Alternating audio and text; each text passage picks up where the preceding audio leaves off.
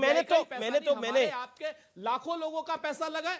मैं सिर्फ आपसे एक सवाल पूछ रहा हूं, एलआईसी का कोई नुकसान हुआ है अदानी के शेयर्स में? तो आप उसकी जानकारी जरूर दीजिए अगर आपके पास उसकी जानकारी है। क्योंकि अगर कोई कंपनी हिट जॉब कर रही है, और क्योंकि मैंने आज जरूर थोड़ी रिसर्च करी और रिसर्च निकाल के ये पता करा कि हिंडनबर्ग नाम की चिड़िया का नाम क्या है, तो जरूर मैं उस विषय पर भी आऊंगा कि ये क्या टारगेट जॉब करती है, क्या टारगेट जॉब नहीं करती है, उस विषय पर भी आऊंगा। क्योंकि अगले 30 मिनट का आप इंतजार करिए, उसके बाद मैं एक और बड़ी कहानी खोलने जा रहा हूं आज।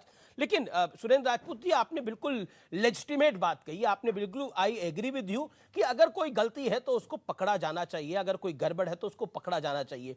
मेरा बड़ा बेसिक सवाल है आपसे, do you trust more Reserve Bank of India, do you trust more SEBI, और you trust more a foreign agency? That's my straight question sir, अगर आप इसका जवाब दे पाए तो बेहतर है, उसके बाद मैं एलआईसी की कहानी पर आता हूं। बिल्कुल, हाँ, हमें अपने देश पर, अपने देशवासियों पर, अपने देश की संस्थाओं पर पूरा भरोसा है, और हम उन्हीं संस्थाओं से, उसी देश से और उसी देश की पार्लियामेंट से मांग कर रहे हैं कि जो भी दोषी हो उसके खिलाफ कार्रवाई हो। एक चीज तो सच है ना कि एक छोटी सी रिपोर्ट ने इतना 10 लाख करोड़ से ज्यादा का देश का नुकसान कर दिया, ये तो सच है ना। इस 10 लाख करोड़ का नुकसान चाहे अडानी के ओवर वैल्यूएशन ने किया हो या हिडनबर्ग की रिपोर्ट ने किया हो, हमारी एजेंसियां उसी की जांच करें। यही तो हम सुप्रीम कोर्ट से मांग कर रहे हैं और यही हम जेपीसी की मांग कर रहे हैं। सर मेरा निवेदन है, और उनको आपने वीरेंद्र सहवाग का जिक्र किया था। देखिए, कई जगह ग्लोबल ताकतें बहुत कुछ करना चाहती हैं। अदानी के क्योंकि बहुत अदानी बाहर भी उनके पोर्ट भी हैं, बाहर भी उनका, विदेशों में भी काम है, ऑस्ट्रेलिया में भी उनका बड़ा कंपटीशन है। So there is a mega story to it, there is not a small story जिसको हम यहां से खत्म करके यहां पर खत्म कर दे, उस तरह की कहानी नहीं है। लेकिन शुभरास्त्रा, लेजिटिमेट बात है, भारत की राजनीति के अंदर ऐसा पहली बार नहीं हुआ है कि इस तरह के विषय आए हों, और ये कई बार आ चुके हैं। लेकिन इस बार एजेंडा बिल्कुल स्पष्ट है, और वो एक पॉलिटिकल नैरेटिव बिल्ड करना है। निशाना बेशक अदानी हो फिलहाल, लेकिन actual targeted prime minister Narendra Modi. आमिष जी, मैं सुरेंद्र जी की इस बात से सहमत हूं कि अपने देश की एजेंसियों को जांच करना चाहिए, खास करके सेबी को जरूर जांच करना चाहिए और पता लगाना चाहिए कि क्या जो फाइनेंशियल फ्रॉड की बात हो रही है, क्या वो फ्रॉड किया गया है, क्या वो फाइनेंशियल मिसअप्रोप्रिएशन है, इसका जवाब सेबी दे। और मुझे लगता है कि ये एक लेजिटिमेट डिमांड है।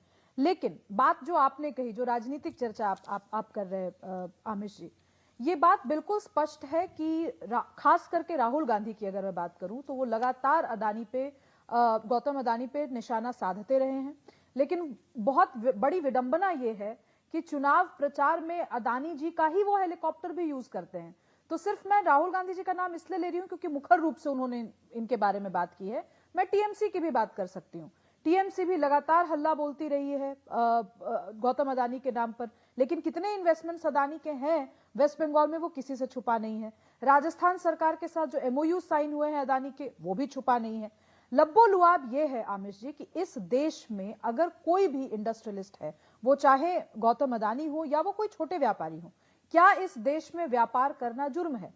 अगर नहीं तो फिर पॉलिटिकल पार्टीज को थोड़ा मैच्योरिटी के साथ इस इशू को बिना पॉलिटिसाइज। लेकिन मेरा काउंटर सवाल है, Virender Sehwag has nothing to do with politics, he has nothing to do with stock markets, he is a cricketer. और उन्होंने एक जो ट्वीट करा, गोरों से इंडिया की तरक्की बर्दाश्त नहीं होती, भारत के बाजार पर प्रहार सोची समझी साजिश लगती है, कितनी भी कोशिश कर लो भारत मजबूत होकर उभरेगा। He says it is a hit job. Why he is saying it? That's the simple question. जी आमिष जी, मेरा भी बहुत ज्यादा सरोकार फाइनेंस की दुनिया से नहीं है, लेकिन जो भी थोड़े बहुत इन्वेस्टमेंट्स हम करते हैं उसके आधार पे मैं कह सकती हूँ, जो भी थोड़ी बहुत अपनी पढ़ाई है, एक गृहिणी होने के नाते, गृहिणी के रूप में अर्थशास्त्री होने के नाते मैं इतना जरूर कह सकती हूँ कि जब से गौतम अदानी जी ने ऑस्ट्रेलिया में कोल माइंस लिए, जब से श्रीलंका वाला जो मामला हुआ जिसमें कि पूरे पोर्ट्स लगभग चाइना के पास थे, एक पोर्ट कोलंबो का जिसमें इतनी सियासत हुई, तब के बाद से ही इनके खिलाफ, गौतम अदानी के खिलाफ एक इंटरनेशनल माहौल बनाने की कोशिश की जा रही है। अच्छा, इंटरनेशनल मुद्दे ऐसे होते हैं, अंतर्राष्ट्रीय मुद्दे बहुत ही पेचीदा होते हैं, वो हम 5 मिनट की बहस में या 2 मिनट की बहस में सॉल्व नहीं कर सकते। Exactly, that's the लेकिन point. हमें ये थोड़ा सा दे अपने देश के नागरिक, अपने देश का होने के नाते मैं ये जरूर कह सकती हूं कि अपने देश के जो इंडस्ट्रियलिस्ट हैं, अगर वो बाहर कुछ अच्छा कर रहे हैं तो एक बार हमें जरूर सोचना चाहिए कि ये जो प्रोटेस्ट हो रहे हैं वो क्यों हो रहे हैं। आखिर मैं पूछना चाहती हूं कि ऑस्ट्रेलिया में हजारों कोल कंपनियां हैं, लेकिन ग्रेटा थनबर्ग ने सिर्फ गौतम अदानी को क्यों टारगेट किया? तो कहीं ना कहीं तो इसमें एक सियासत की बू आती है ना। उसके बाद मैं आपसे पूछती हूं, जितनी भी बड़ी बड़ी डर्टी ऑयल कंपनीज हैं, शेल कंपनीज हैं, उस पर तो निशाना नहीं साधा गया अंतरराष्ट्रीय स्तर पर। आज ग्रेटा थनबर्ग इतनी बड़ी एनवायरमेंटलिस्ट बनकर उभरी, लेकिन उन्होंने कभी इस पे बात नहीं की। दूसरी बात मैं आपको बताती हूं, अदानी ग्रीन्स को लेकर के अगर हम चर्चा करें तो दुनिया की सबसे बड़ी ग्रीन टेक कंपनी है, 30 गीगावाट का प्रोडक्शन है अदानी ग्रीन्स का। तो अब आप समझिए कि अगर कोई भारत की कंपनी इतने बड़े स्तर पर ग्रीन एनर्जी और ग्रीन टेक्नोलॉजी पे काम कर रही होगी तो क्या बाकी देशों जी, की ये आपका एक पर्सपेक्टिव है, लेकिन मेरा जी प्रियंका कक्कड़ भी है इस विषय पर। क्या ये पचा पाएंगे? जी प्रियंका कक्कड़ एग्जैक्टली, क्योंकि आम आदमी पार्टी भी लगातार बयान दे रही है। संजय सिंह का भी बयान को हमने सुना कि देखिए बहुत गड़बड़ हुई है। Exactly I want to know कि एलआईसी का आपके अकॉर्डिंग कितना लॉस हो गया है, क्योंकि फिगर्स जो है जो आप बोल रही हैं, ये पॉलिटिकल पार्टीज बोल रही हैं, और जो डेटा अवेलेबल है उसमें एक बहुत बड़ा फर्क है।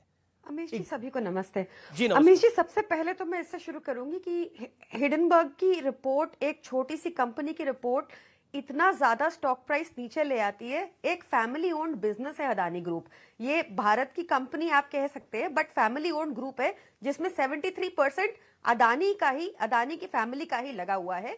रिटेल इन्वेस्टर्स बहुत कम है अमीश जी, और जो छोटे निवेशक है, रिटेल इन्वेस्टर्स का पार्ट बनते हैं, वो एलआईसी के थ्रू आए हैं। तो आपको ध्यान होगा कि 1957 में भी जो वित्त मंत्री थे उन्होंने रेजिग्नेशन दिया था, क्योंकि 1,26,00,000 का एलआईसी ने निवेश किया था एक कंपनी में, और ये पता चला था कि गवर्नमेंट प्रेशर के थ्रू एलआईसी ने उस कंपनी में निवेश किया था। तो सबसे पहले तो जांच इस बात की होनी चाहिए कि निवेशकों का पैसा किसके कहने पर इस कंपनी में लगा, जो एक कैपिटल इंटेंसिव कंपनी है अमीश जी। ये इनके पास एसेट्स हैं जो इनके अपने एसेट्स है। कैपिटल इंटेंसिव कंपनी, प्रॉफिट्स बाद में होंगे, इतनी जल्दी प्रॉफिट्स हो नहीं सकते। जो इनका 1 मिनट में इतना ज्यादा फॉल हो गया है शेयर्स का, एक रिपोर्ट की वजह से इन्होंने एफपीओ कैंसिल कर दिया। जब फोर्ब्स ने कहा कि इनसाइडर ट्रेडिंग है, उसके बाद एफपीओ कैंसिल हो गया। नहीं, ये मिसलीडिंग होगा।